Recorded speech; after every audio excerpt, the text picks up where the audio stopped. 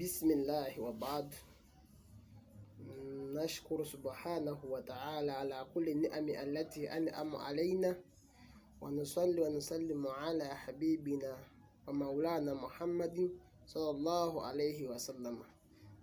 Abooluganda abalungi, tumwebaza Allah subhanahu wa ta'ala era nga tumutenda, tumusaba asse okusaasira ebyengera n'emirembe ku nabbi waffe Muhammadin sallallahu alaihi wasallam. Abooluganda abalungi, mu kaseera kano tugenda kulaba ku bifo oba ebintu ebireetera shayitaani okubeera nga eyingira mu muddu. Omuntu yenna oba yenna mpuliriza olina okubeera ng'omanya madakhilu shayitaani fi nafsihi, alina okubeera ng'amanya obuyingiriro obwa shayitaani gy'ali, okubeera ng'omanya shayitaani weeyita okubeera ng'ekuyingiramu. Imaamu Ibn Qayyim al-Jawzi qala Imaamu Ibn Qayyim al-Jawziya, Ibn Qayyim yagamba mu bigambo bye ebyekitiibwa, yagamba nti thalathatun abwaabu yadkhulu minha shaytaanu ala al-abdi. Yagamba nti ebifo bya mirundi esatu oba emiryango esatu, yakozesa miryango. Yagamba thalathatu abwaabu, nti emiryango esatu yadkhulu minha shaytaanu ala al-abdi, shayitaani mweyita okubeera ng'eyingira mu muntu. Ebifo ebiri ku muntu bisatu oba ebintu bisatu shayitaani mweyita okubeera nga eyingira mu muntu. Ekintu ekisooka kyagamba, yagamba nti ahaduha al-ghaflatu. Yagamba nti ekisookera ddala omuntu okubeera nga tafaayo, obutafaayo, okubeera nga oli mulagajjavu oba okugayaala. Ekigambo gafulatu kigazi, kitegeezaamu ebintu bingi, era bumu asibaabu al-gafula we ziri n'eddagala lyazo, era lumu ngenda akolako khutuba ng'eyogera ku nsonga eyo, deni agitunga n'ogitunga.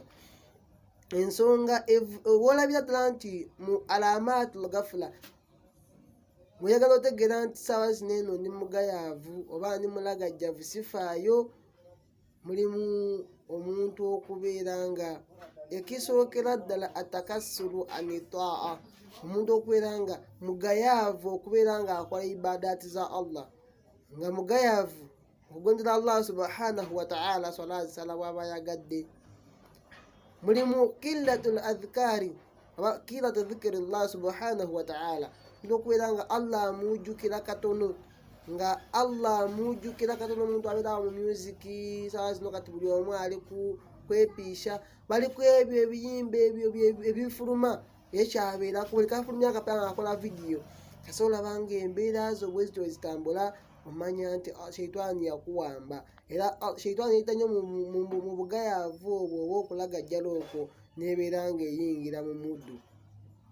Wathaani, ensonga ey'okubiri sijja zigaziya nnyo, mulimu ashahawa, obwagazi oba ebyobwagazi. Shayitaani ereeta shahawa oba obwagazi obwo buleetera shayitaani okubeera ng'eyingira mu muddu, n'ebeera ng'eri amagezi ge. Omuntu nga yayagadde ekintu asobola n'okukola haramu, naye nga mu kaseera akalaba nga kiri halaali. So mbeewaza okubeera nga muyitiriza nnyo okubeera nga mukulembeza nnyo obwagazi bwammwe, okwagala ennyo, era mulimu hubbu dunya, evaamu byonna, era asibaabu zonna n'obugayaavu bumwe bwera bugwamu.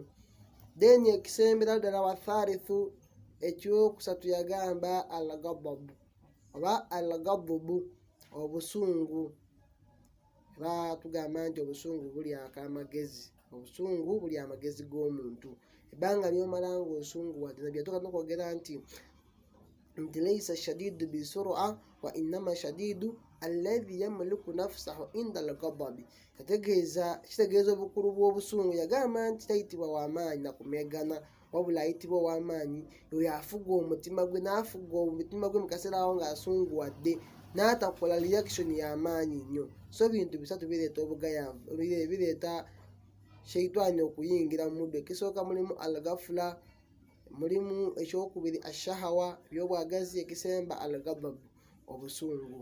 So ebintu ebyo mbeewaza baddu ba Allah, buli omu ampuliriza okubeera ng'agezaako nnyo kyasobola okubeera ng'abyewala. Al-ghafla, ekintu ekyo kikyasinza okulya obudde bw'abantu. Omuntu okubeera nga mugayaavu, tafaayo. Ghaflatu, alamaati nyingi.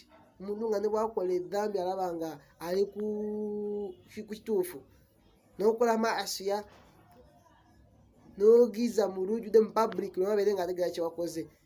Ekyokulala ashahawa, okwagala buli omu alina obwagazi, wabula okusuukiridde okwagala okwo kuviirako sheitani okukozesa ensobi, kubanga buli kimu obeera ng'okyagala oba obula control, obulako break, wobeera nti wano kanstopingemu, ogendanga bugenzi mu maaso.